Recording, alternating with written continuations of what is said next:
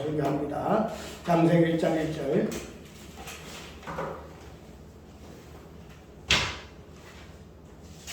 태초에 하나님이 천지를 창조하시니라. 창세기 1장 1절. 태초에 하나님이 천지를 창조하시니라. 내가 이 천지 창조의 부분을 시작하면서 생각한 바가 참 많아요. 우리가 모든 성경의 시작을 할 수 있는 이 창세기를 많은 사람들이 설교를 하고 해석하는 것을 보고 그 다양한 쉽게 말하면 관점을 할까 그런 부분들이 어째 저렇게 다양하게 이야기할 수 있는가 하는 부분에서는 각 사람마다 다 틀리는데 그런데 두 가지 비례가 있어요. 하나는 좋은 것으로 하나님이 창조해서 우리가 그렇죠. 참 아름답다. 주님의 세계 솔로몬의 옷보다 더 고운 백합과 같은 그런 하나님의 그 솜씨, 그 능력, 그것을 찬양하는 부류와 또 하나는 그런 것들을 통해서 그 이면에 눈에 보지 아니하는 하나님의 그 창조의 그 언약 부분들을 설교하는 두 가지 관점으로 크게 나뉘어지는 것을 보고 창조라는 것은 이러한 것에서의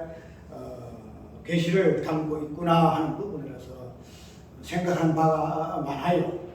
그런데 그런 부분들이 우리가 참 유명한 설교들 있잖아요. 보통 언약적인 관점에서 보는 설교가 성은아교회 있고 성은아교회 아는 건 성은아교회 있고 십자가 마을이 있고 또 몇 군데가 있죠. 그런데의 어떤 설교의 어떤 내용들을 보게 되시게 되면은 참 깊이 있는 그런 부분을 다루는 것을 통해서 창세기의 어떤 비밀이 밝혀지는 부분으로 볼 때에는 감사할 수밖에 없더라 이 말이죠. 그런데 그런 부분에서 좀 아쉬운 점은 무엇인가 하면 창세기를 통해서 언약을 이야기를 하고 또 설명을 한다 할지라도 그 언약의 그 본질이 되지는 그 십자가와 부활이라는 그 본질 속에서 나타나는 그 죄가 무엇인가 의가 무엇인가 하는 이 부분에서는 다루지를 않아요. 쉽게 말해 직설적으로 죄가 무엇인가 의가 무엇인가 저번에 이야기했죠. 태초라는 이 부분을 같이 설명할 때에 그 태초의 이 개념이 왜 죄가 되느냐 하는 그 부분 우리가 2절에서의 땅이 혼돈하고 공고하며 그 다음에 3절에서 하나님 그라서 빛이 있으라는 그 창조로부터 시작해서 뭐랄까요 죄의 개념이 보여지는 것으로 보통 이야기를 하고 있다는 거죠. 그런데 1장 1절에서부터 태초라는 개념 속에서 죄가 시작되어지고 하나님이라는 이 표현에서 죄가 시작되어지고 천지를 창조하시는 그런 어떠한 표현 속에서 그 뒤에 창조의 어떤 객체들로서 표현되어지고 있는 죄와 의의 본질적인 부분을 계시하고 있고 드러내고 있다라고 내가 이야기를 한 것 같아요. 그 태초에서 있어서의 왜 태초가 죄가 되어지는가 하는 부분, 시간 태초와 말씀 태초적인 이 부분, 그 다음에 창세 전의 태초와 창세 후의 그 태초 속에서의 왜 태초가 창세 후의 태초가 창세 전의 의의 개념 속에서의 창세 태초, 창세 후의 태초 속에서의 죄 개념이 넣을 수밖에 없는가 하는 부분으로 좀 설명을 했지만 좀 난해한 부분이죠. 그런데 오늘 어쨌든 첫 번째 창세기 1장 1절의 태초의 이 부분을 가지고 다뤄봤는데 이 부분들이 아까 이야기하더라 그러한 관점에서의 설교적인 부분에서 좀 어떤 그 맥은 비슷하게 같이 있으나 보통 태초라는 그 베레시트라는 이 부분을 가지고 보통 이야기해요. 창조의 기원이라든지 뭐 인간의 기원이라든지 또 죄의 기원이라든지 이 모든 기원, 태초 이 부분을 이야기하는 부분이 성하나교회 김순수 목사의 설교에 역시 그것을 해요. 내가 볼 때 김순수 목사도 자비교회하고 인연이 깊어가지고 성태근 목사하고도 조금 이렇게 나 도움에도 다 세미나도 하고 그랬더라고요. 그래가지고 그 부분을 보게 되게 되면은 어떤 맥을 같이 하는 어떤 설교는 다 이 교류가 돼요. 다 이 교류가 돼가지고 하나의 어떤 본질을 드러내는 부분에서는 참 서로 교통하면 참 좋다 싶은데 여기에서도 보게 되게 되면은 참 논리적으로 잘 해놨어요. 해가지고 그렇게 되면은 내가 오후 시간에 부분 이야기를 하죠. 오후 시간에 이야기를 할 것인데 어쨌든 그러한 부분에서의 어떤 부분을 가지고 오늘 설교에서는 태초라는 요구로부터 시작해서 이제 하나님이 그 누구죠? 하나님이 이제 그 뒤에 이 부분을 가지고 하나님이 주는이라 이렇게 이제 붙여놨어요. 태초의 다음에 이제 하나님이 이렇게 이야기를 하고 있다는 거죠. 그래서 이 하나님의 존재구는 죄와 죄와 은은 하나님의 존재로부터 뭔가 시작이 된다. 이것을 태초라 그래요. 태초라 그러는데 여기 이제 시간 태초라든 어떤 기원적 부분에서 태초를 이 태초는 물리적인 개념이잖아요. 태초가 이제 오역 이 부분 나오게 태초 이 부분은 시와 공간의 개념의 어떤 물리적인 개념이거든요. 물리적인 개념인데 이 시간과 공간이라는 물리적인 개념에서 이제는 인격적인 실존은 인격적인 존재론적인 부분에서 이제 시작을 한다는 거예요. 여기를 가면은 시와 공간은 물리는 뭐예요? 인격적인 존재를 드러내는 하나 방편이에요. 이게 조금 어려운 설명인데 그래서 그런 부분을 보게 되게 되면은 태초라는 물리에서부터 얘는 모든 것에 실제를 드러내는 그 존재적인 부분에서 하나님이 출현한다는 거예요. 하나님 출현. 그래서 죄와 의라는 이 개념은 물리적인 이 개념을 가지고서는 드러내는데 계시하는 한계가 있어요. 이 부분이. 그렇기 때문에 오늘날에 우리 물리적 양자역학이라든지 론이라든지 이런 것들 가지고도 봐도 우리가 천재를 천문학적인 부분에서 많이 그거 있잖아요. 과학적으로. 그래서 천재의 어떤 것은 뭐 블랙홀이 어떻고 평행설이 다 이야기를 하는데 그런 것도 전 물리예요. 그런데 그런 물리적인 부분을 가지고서는 모든 원인을 원인을 이걸 이해할 수가 없어요. 원인이 이래서 원인이 생겼다 하고 이해할 수가 없어요. 그런데 이 원인의 원자, 옛날에 원자가 태서 있다라 그랬는데 요새는 저보다 원자보다 더 세밀한 원소가 나오는데 이러한 물리의 개념을 가지고서는 원자의 본질의 개념을 이해할 수가 없으나 이런 것들의 어떤 존재가 되어지는 그런 부분을 통해서만이 모든 것들을 해석을 해내고 규명해낼 수 있는 수단이나 방법이 되기 때문에 인간의 어떤 물리적인 과학을 가지고서는 이 세상을 조명할 수 없다는 거예요. 블랙홀이라는 우주의 어떤 그러한 전체의 어떤 비밀도 한계가 있다는 거예요. 그런데 그러한 것에서의 어떤 본질적인 부분이 되어지는 죄와 어라는 이 부분의 어떤 설명도 물리의 어떤 개념에는 시와 공간, 태초라는 개념을 가지고서는 뭐가 돼요? 한정이 있어요. 그래서 이 태초가 나중에는 어떻게 변하여? 말씀 태초로 바뀌죠.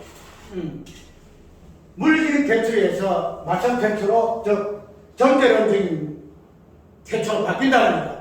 그래야만 이 태초가 해석이 되어져서 재와 어가 무엇인가를 우리 이해할 수 있다 이야기를 했잖아요. 그렇게 되면은 일단 우리가 이 창세기를 이해할 때에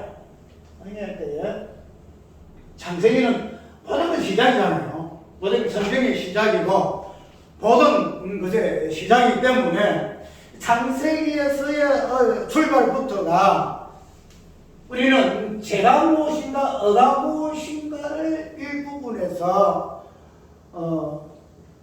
어떤 것으로 우리가 유의를 하느냐에서부터 성경 해석은 출발을 해요. 그래서 이것을 정확하게 정리해 놓지 아니하고 저번에 이야기했지만 성경을 해석하게 되게 되면은 그냥 그 본문에 있는 그대로 그 태초나면 베레시터 그래가지고 어느 어떠니 어떠니 이야기한다는 거죠. 그래서 그 뒤에 문맥을 따라서 성경의 어떤 역사 이런 것들을 하면서 해석을 해낸다는 거죠.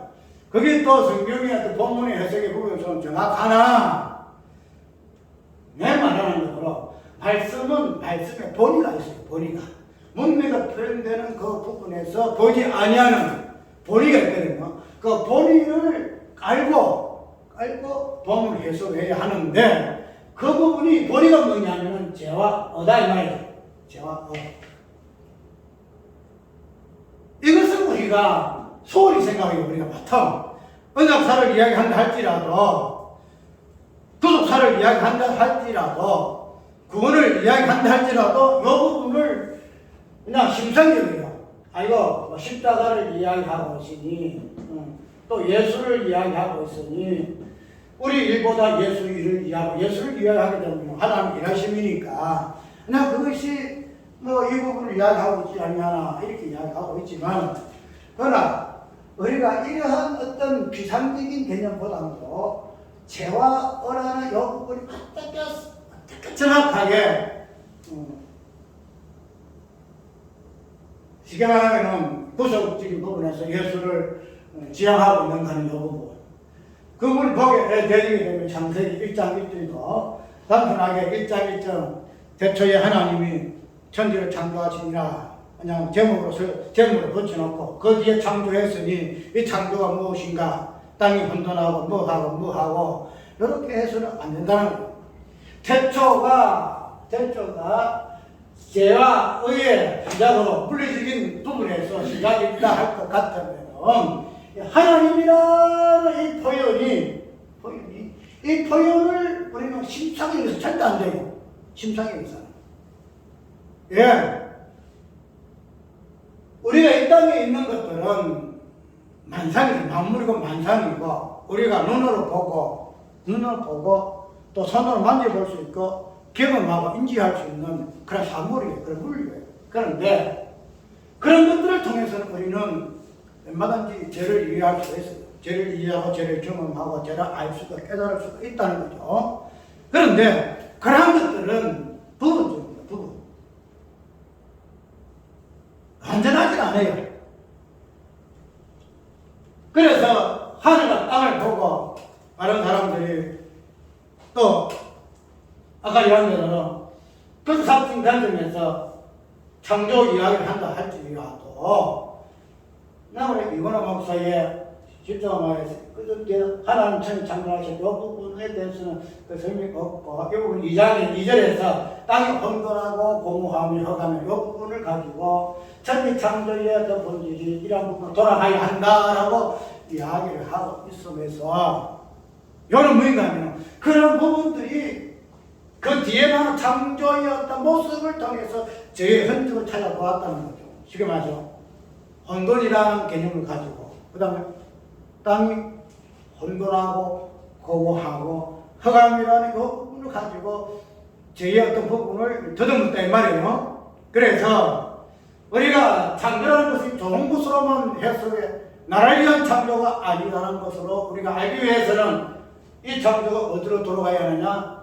공허와 혼돈과 허감의 본질로 돌아가야 한다. 이런 부분으로 설명한다는 거죠. 그건 부분적으로 맞아요. 그건 아까 이야기한 대로 이러한 창조의 어떤 나타난 모습을 가지고 죄를 그 부분을 우리가 보고 눈을 보고 그걸 듣고 거기다 만져보았다는 것을 가지고서는 하나님이 만물을 통해 죄를 계시하고자 하는 그 의미를 다 이해를 못한다는 거예요. 다 이해를 못해. 그걸 뭐 눈으로 보고 죄라는 거 저런 구신하는 거 그 본질을 뚫어볼 수 있으면 괜찮은데 그건 눈에 보는 밖에 안 보여요. 제 겉모습밖에 안 보인다는 거죠. 이해를 못한다는 거죠. 근데 제가 무엇인가는 그런적인 부분을 우리에게 정확하게 이거야 하고 보여주는 존재가 뭐냐? 하나님입니다. 하나님. 그 하나님이 이제는 이제 창조전의 세계에서, 창조 후의 세계에서 하나님이라는 존재가 표현된다는 거예요. 출현한다는 거예요. 그러고도 우리는 이제 제가 무엇인가 하는 부분을 이제 하나님이 뭐 근원적인 부분에서 그런 내가 이야기하겠다. 내가 이제는 까발리겠다. 내가 계시하겠다. 이렇게 이야기하고 있다는 거죠. 그 부분이 이제는 창조의 행위로 나타난다는 거야. 그런데 일차적인 본질적인 부분은 하나님이라는 존재로서 통해서 하나님은 이야기를 하신다는 거예요. 이야기를. 우리가 죄를 알 때에 그래서 내가 일장일지 그렇게 중요하다. 당신 하나님 천지를 창조했다. 이거 아니란 말이에요. 태초를 통해서 물리적인 개념 속에 시공간을 통해서 그 부분이 안 되니까 말씀 태초에 창세전의 태초를 가지고 제가 무엇인가 하는 부분을 태초에 창세기 1장 1장에 태초라는 개념 통해서 말씀하고 하시는 부분이다라고 설명한 이유가 여기에 있다는 거예요. 그런데 이제는 그걸 떠나서 하나님이라는 실체, 존재를 통해서 인격적인 존재로 이성이라는 이 존재를 통해서 하나님은 무엇을 드러내신다? 제가 무엇인가? 지금 복의 근은 강림하 복의 근은 보담도 죄의 근은 악의 근은 이 부분을 이제 무엇으로? 하나님이라는 자신의 실제를 통해서 이제 계시하시는 것을 오늘 태초에 하나님이 이런 표현으로 우리가 이해해야 한다는 거죠. 그러니까 우리는 이 땅에 나타나는 또 나라는 존재를 통해서 우리는 보통 이야기하잖아. 우리는 제 몸이야. 사도 바울이 우리는 제 몸이야. 육신의 몸이야. 그 부분을 가지고 죄를 안다. 너는 공부한다라 고백한다. 맞는데 우리를 통해서 죄를 유의하고 깨닫고 경험하는 것은 부분적이다. 그 저도 보죠. 우리가 아는 것은 부분적이다.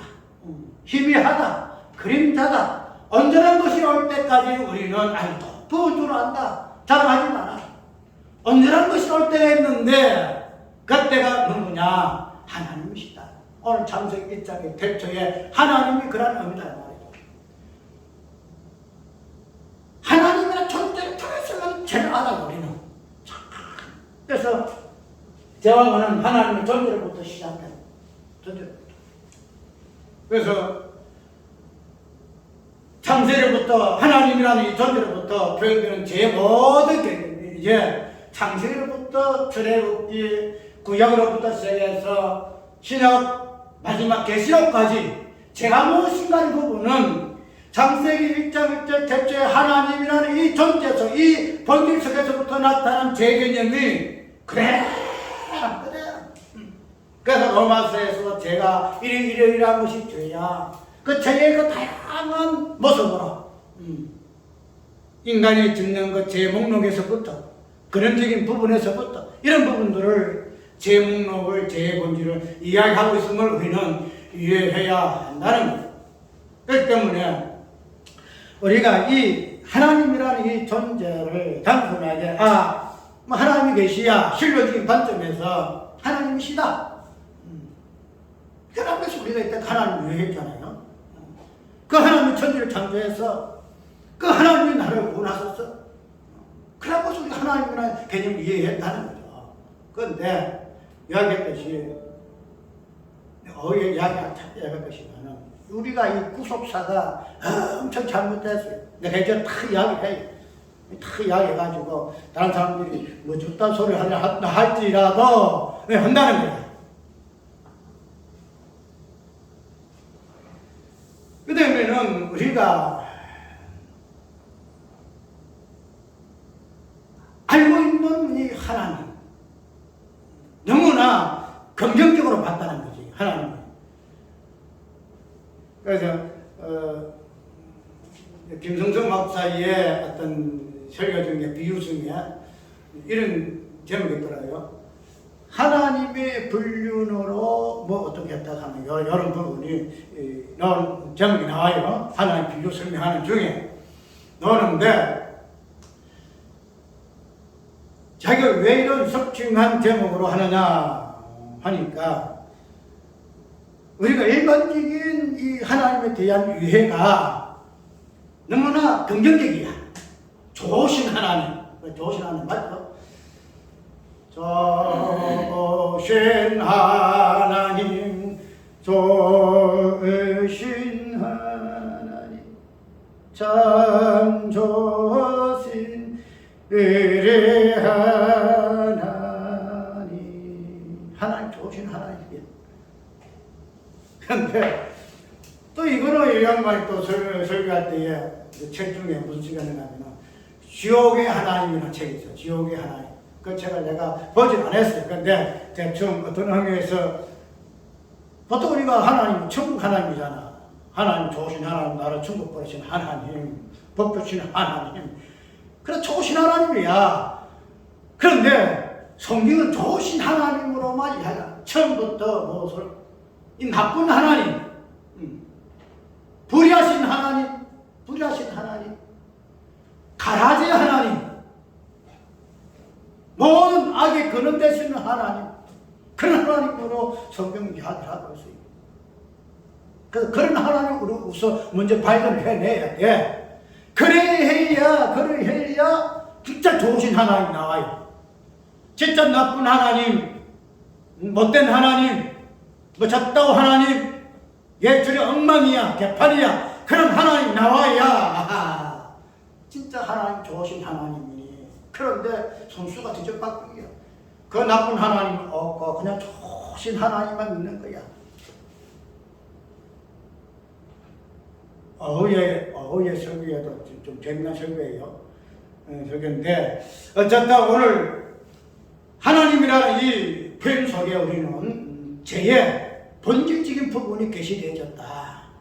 그리고 그 창조의 어떤 유지bil간의 창조라는 이 행위는 그 창조의 모든 객체를 통해서 그 죄의 다양성, 저번에 얘기했죠. 빛 속에서 죄의 본질이 나온다. 그 다양성을 만물의 어떤 창조의 어떤 종류들로 통해서 하나님은 죄라는 것은 이런 다양성을 가지고 있다. 10계명도 10가지 계명이잖아요. 우상생계부터 해가지고 나는 안에 탐나 도우자 찰나니 말아가는 거잖아요. 그래서 우리 창조는 그런 죄의 본질적인 부분에서 종류를 보여주는 것이 창조다 하는 것을 봐야지 하는데 우리가 창조를 그렇게 안 봤다는 거야.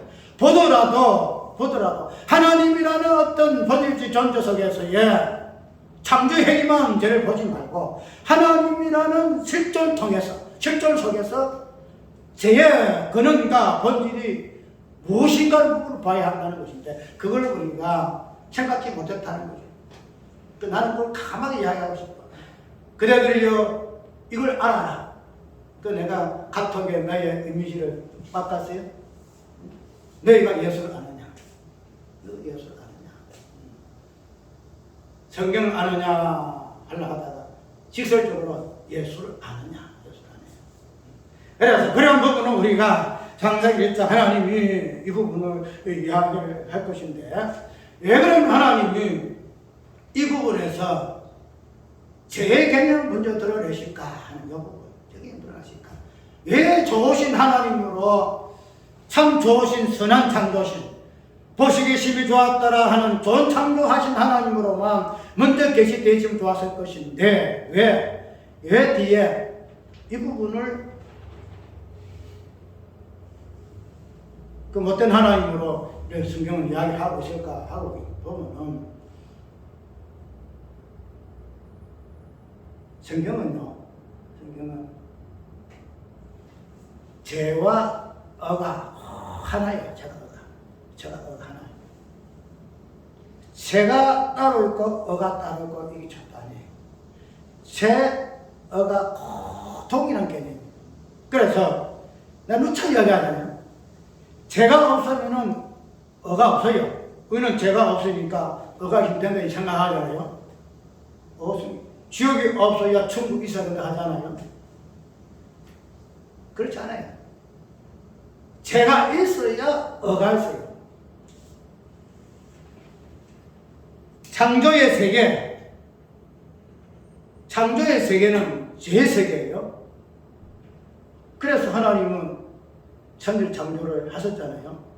왜 천지 창조를 통해서 죄를 드러냈었을까? 아까 이야기도 천지 창조 세계를 통해서 죄가 드러나지 아니하면은 창세 전에 어가 되지 못한다는 거예요. 하나님이 아무리 아이고 내가 어야. 나는 좋으신 하나님이야. 사랑의 하나님이야.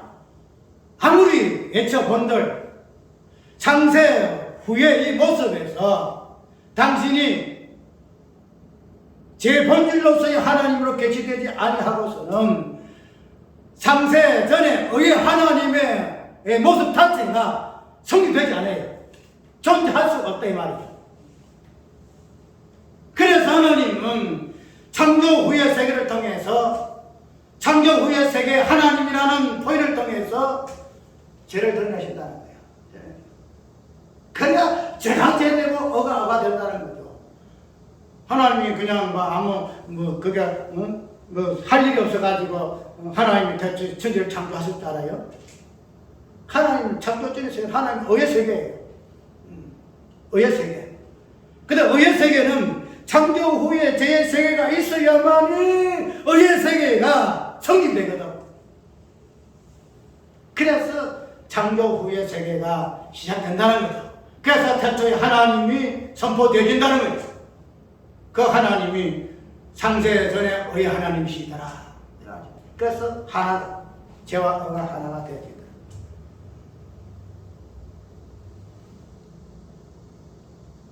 뒤에 다음에 또 2장 2절을 할 때에 할 것인데, 그러면은 시간이 좀 있으니까 또 합시다. 이게 제일 중요한 부분이에요. 이 뒤에 보고. 그러면은 2절에 보게 되어지게 되면은 이런 것을 보죠. 땅이 혼동, 공허, 허감이나 이야기했잖아요. 우리가 보통 땅의 모습이 성경이 이렇게 표현하고 혼돈하고 공허함, 허감이라는 것을 표현했다고 이야기하잖아요. 그런데 아까 이야기한 그대로 이것이 이 창조 후의 세계의 제일 본질적인 부분이에요. 제일 본질적인 부분. 그러나 죄의 목록들이 우리가 신약 성경에 있는 것으로 다 우리 윤리도덕적인 관점에서 보는 부모를 어떻게 하고 도둑질하고 살인하고 하고 이런 개념으로 성경은 이야기하고 있는데 복음서에서는. 근데 창세기에서의 첫 출발에서 죄의 개념은 어떻게 하냐면 혼돈이라는 개념으로, 공허란 개념으로, 허감이란 개념으로 이야기를 하고 있다는 거죠. 허감이라는 개념을 하고 있는데, 그러면은 이것이 죄의 표현이고 본질이다 할 것 같으면은 아까 이야기했던 죄의 본질은 근원은 무엇이라서 하나님은 존재했죠. 하나님. 근데 하나님의 어떤 본질에서 나타나고 있는, 설명되고 있는 그 죄의 개념이 이전에서는 혼돈을 온다. 공허를 놓는다. 공허로. 그 다음에 허감으로 놓는다. 허감으로. 그냥 땅이 그냥 혼돈이 아예 그런갑다. 그냥 공허하다. 그런갑다. 허감이다. 그런갑다. 그것이 오늘 2절에서의 죄의 어떤 모습으로 표현되어 있다는 것이 아니다 이 말이죠. 하나님의 속에 있는 그 죄의 본질이 혼돈이다 이 말이죠. 혼돈. 하나님 속에 있는 제 본질 혼돈이다. 그게 공허라 공허. 그거 시험한다 이 말이죠.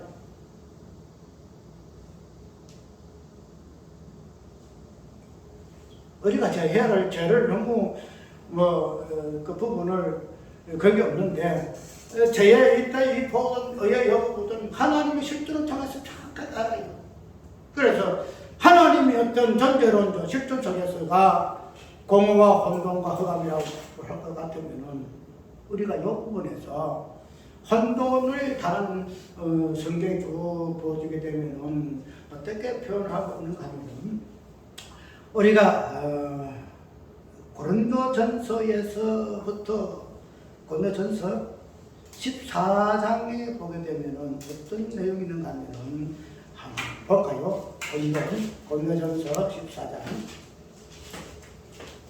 좀 시간 있으니까 이야기합니다. 고린도전서 14장.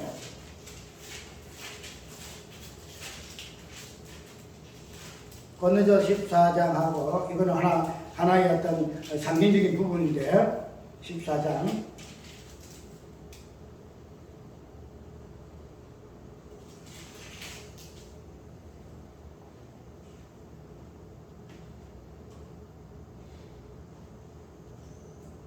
우리 다 알고 있는 내용이죠.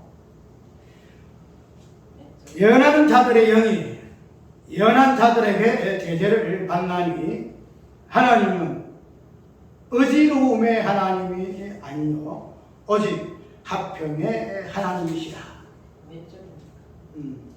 보게 되면 방언하고 예언하는 이 부분에서 질서를 이야기하고 있죠. 질서. 의지로움의 하나님이 아니시요 합평의 하나님이시라는 부분에서 혼돈과 대치되는 개념으로 이야기하고 있죠. 그래서 또 11장 3절에 보게 되게 되면은 남자와 여자의 이 관계 속에서 이 부분을 또 설명하고 있죠.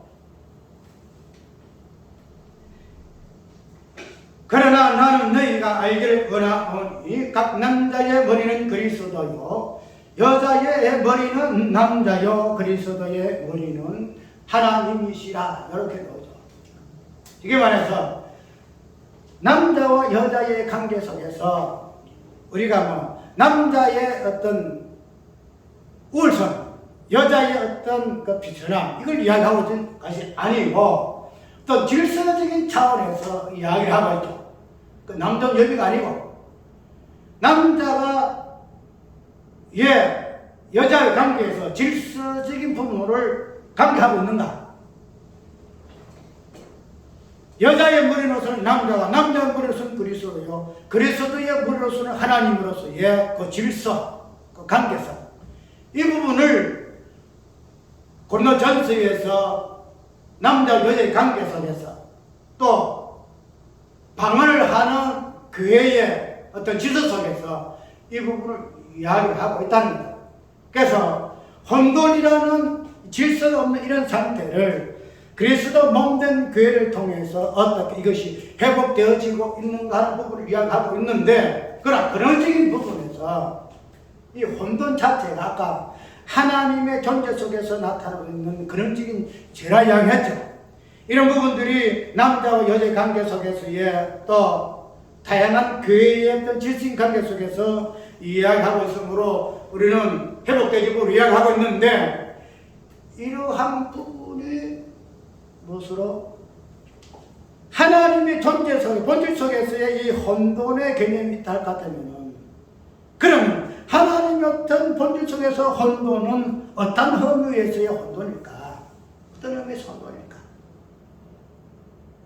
아까 이런 배대로 우리가 하나님의 어떤 본질 속에서의 하나님 되심은 오직 하나님 되심이에요. 하나님 되심. 이게 말해서 하나님의 하나님 되심이 질서예요. 질서. 그런데 하나님의 하나님 되심에서 하나님의 사람 되심이 또 하나님 모습이거든. 그래서 어떤 혼란이 생겨요? 하나님의 그리스도 사람인 이 관계 속에서 뭐가 생겨? 혼돈이 생겨버려요. 혼돈이 생겨요. 하나님이셔야 되잖아요. 그 질서가 맞다. 아까 얘기한 대로 예수 그리스도의 머리는 하나님이시다는 거예요. 하나님만이 모든 질서의 원천이다 이 말이죠. 그런데 이 하나님의 본질 속에서 혼돈이라는 개념이 있는 이 혼돈의 개념이 하나님이 대신 아니고 사람 대신에서 이 혼돈의 개념을 차지해야 돼요. 그리고 우리가 뭐 땅이 혼돈하고 하는 이 부분을 가지고 어떤 땅의 상태를 이야기하고 있으면 그런 부분에서 땅에 실체화되는 예수 그리스도를 이야기하고 있지만은 그러나 하나님의 어떤 실론적인 부분에서 하나님의 본질 속에서의 그 질서는 하나님은 하나님 대신 질서예요. 하나님 대신 질서. 그런데 이 하나님의 질서가 깨어지고 혼돈이 생기는데 그것이 무엇이냐? 그것이 성부 하나님이 성자 하나님 대신이시다. 이게 하나님 대신입니다. 그것을 다시 회복하심이 뭐야? 무엇이래? 성부 하나님이 성자 하나님 성부 하나님 대신이 다시 회복되는 거예요. 성부 하나님이 성자 하나님이 되어지는 것이 혼란이고 혼돈일 같으면 이 혼돈의 질서가 다시 세워지는 것이 성자가 성부 하나님 대신. 이해갑니까? 네. 아멘. 아멘. 이해갑니다.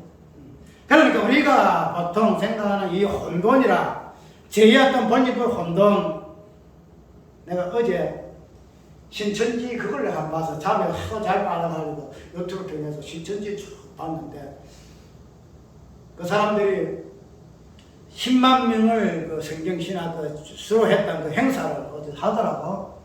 그래 하는데 10만 명이 모여봐요. 10만 명이 모이면 엄청나거든. 그래서 내가 어디서 저걸 행사를 했는가 하고 그걸 내가 확실히 모르겠는데 뭐 초인 것 같아. 무엇을 하는데 차 들어오는 것부터 해가지고 모이는 거 뭐 진짜 뭐 어디 뭐 프레이라 뭐 한다잖아. 우리가 뭐 저 보통 그 행사할 때에 사람들 쫙 깔라지고 우리 뭐 하잖아요. 저 이북이 그런 하잖아. 어떤 행사 때 사람 인민 동원해가지고 하잖아요. 아 그거 깜쳐 그런 하늘 보니까 야 진짜 어째 저렇게 훈련해서 연습했을까. 이 들어가지고 또 뭐 춤추는 이런 것도 보면은 뭐죠. 그냥 저 이북 저 하는 모습 그대로 훈련하더라고. 그런데 그들이 자랑하는 것이 하나 있어요.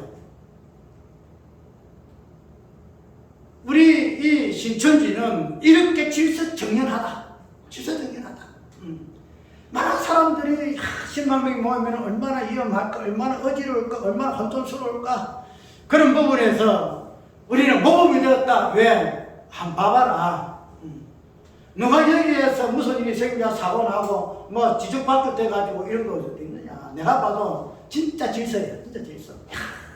그들이 자랑할 만하다. 근데 그게 질서일까? 그게 질서일까? 응? 복음의 가떡같이 이상으로 만드는 그것이 무질서예요. 그게 무질서. 그런데 인간적으로 뭐 질서 착 세우는 것이 질서라고. 응? 하나님의 질서는요. 하나님의 혼돈에서 하나님 질서는 성자 하나님이 성부 하나님 다시 돌아가는 것. 그 삼위일체 돌아가는 그 부분을 우리는 질서라 그러고 성부 하나님이 하나님 되시면 그게 정설이에요. 그 정설. 하나님 되셔야 돼요. 하나님이 사람 될 수 없다는 거죠. 그런데 그 하나님의 질서가 깨어져서 사람 되심이 혼돈이야. 혼돈. 그것을 다시 예수 그리스도로 통해서 회복되어지기 질서다. 그 질서. 어떤 인간적인 차원에서 조리정연하고 이런 게 질서가 아니다 말이죠. 그래서 성경이 어떤 이 하나님의 하나님 어떠하신 모든 게 다 나와요. 모두 다 나와요. 죄다 나오고 어두워 나오고. 간단히 갑시다. 그 다음에 공허. 이거는 이제 다음 이제 2절에서부터 할 것인데 이 오늘 좀 시간 있는 김에 합니다. 이 공허라는 이 부분은 우리가 공허는 어떤 개념이죠? 공허? 공허. 공허, 공이 비었다는 거야. 공이 비었다는 거야. 그래서 공허에 공허. 혼돈하고 그 다음에 공허하며. 자, 공허라는 이 부분은 뭐 특별히 그럴 거 없는데, 이 공허라는 이 부분을 아까 내가 성령 할 때에 잠깐 낭독을 했죠. 그 부분을 보게 되면은 에베소서에 있는 그 내용을 잠깐 읽었다는 거죠. 4장 13절에. 그러면 거기에서의 우리가 충만이라는 개념이 나오는데, 에베소서는 괴로우기 때문에 그 부분에서 1장 마지막 절에 23절에 보게 되면은 교회는 그의 몸이니 만물 안에서 만물을 충만케 하시는 자의 충만이라고 이야기하잖아요. 근데 그런 공간, 요 공간의 어떤 공허한 요 부분을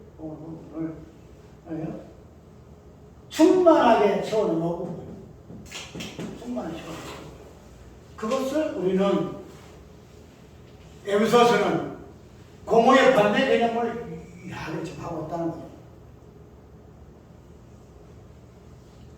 우리가 이 공허 요 부분에서 창조에서 공은 공간 개념이죠.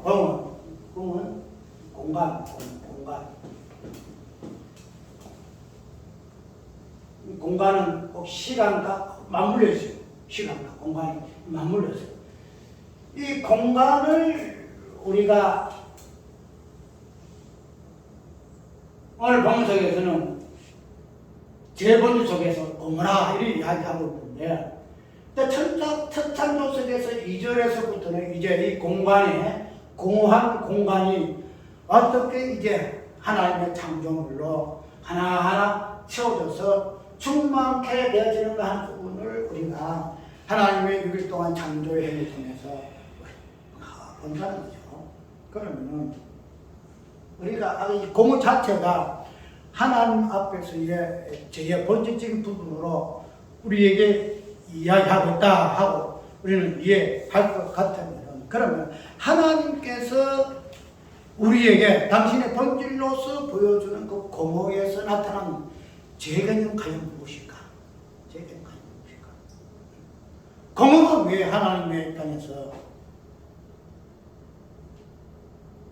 아까 이야기한 대로 공허라는 것은 비었다는 거죠. 공허는 비어.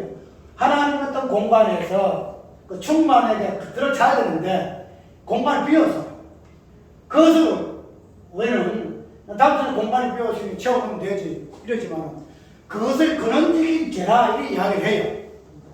그 근원적인 공허의 죄 개념이 어디에 있다? 하나님 안에 있다는 거예요. 하나님 앞에, 하나님 안에 있다는 거예요. 그럼 아까 얘기했던 우리는 공허는 충만성을 반대 개념이냐, 뭐 충만치 않냐고 뭐가 비었다는 거지. 하나 모자란다는 거지. 그러면 하나님의 공허는 뭘까? 하나님의 공허는 뭘까? 아까 얘기하더라고. 하나님은 어떤 하나님이에요? 하나님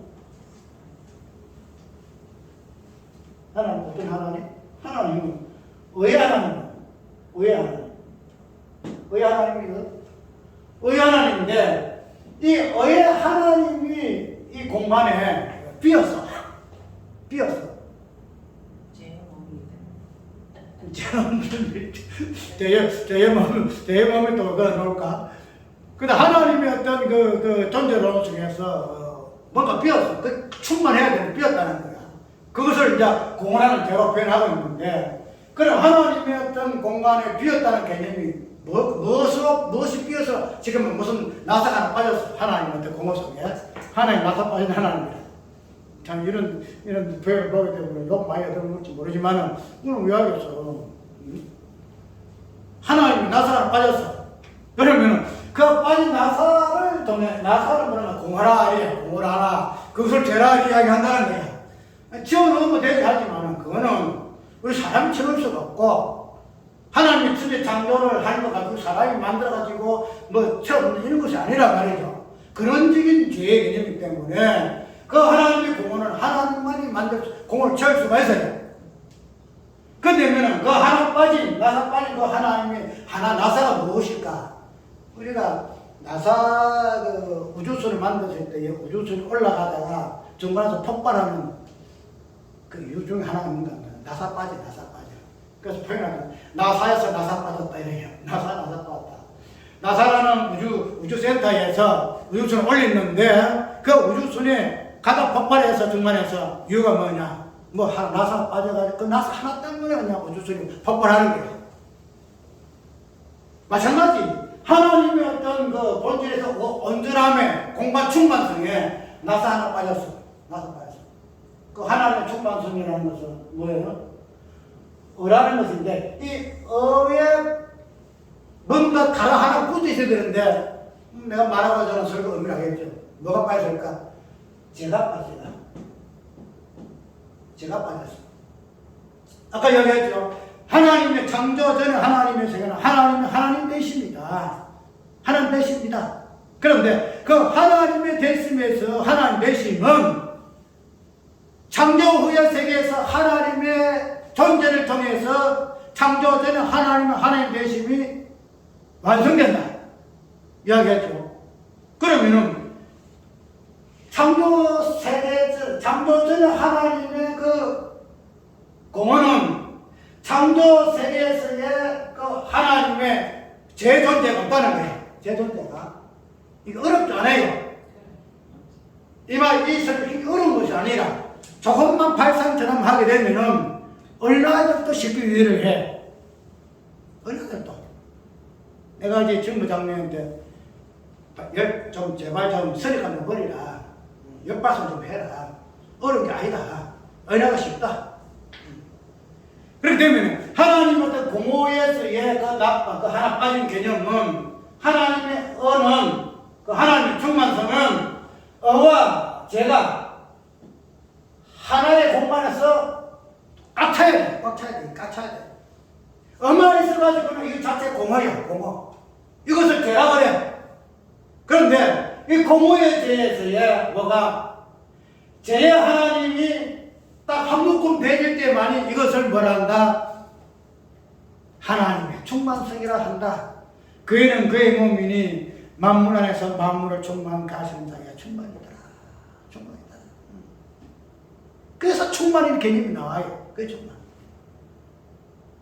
그것이 예수 그리스도 하나님 성부 하나님 있는 것이 아니고 성자 하나님 성부 하나님 또 연합되신 분이 예수 그리스도의 그 충만성. 그게 충만을 이야기한다. 그 충만.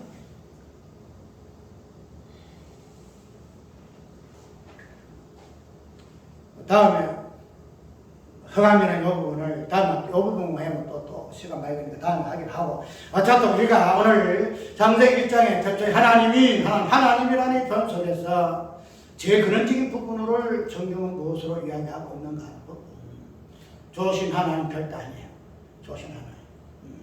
진짜 나쁜 하나님. 못된 먹은 하나님. 사랑의 하나님 아니에요. 그 뒤에 나오는 지옥의 하나님. 오늘 우리가 참 성경을 보는 부분을 조금 좀 이렇게 눈에 떠서 근원적인 부분의 성경을 볼 수 있도록 이런 하나님 은혜 뵀으면 참 좋겠다. 그래서 1장 하나님이 그 하나님의 주를 통해서 죄와 은은 하나님의 어떤 본질적인 그 존재를 통해서 죄와 은은 시작되기 때문에 하나님이 이러한 표현으로 시작하고 있다 하는 사실을 꼭 기억하시기 바랍니다. 411장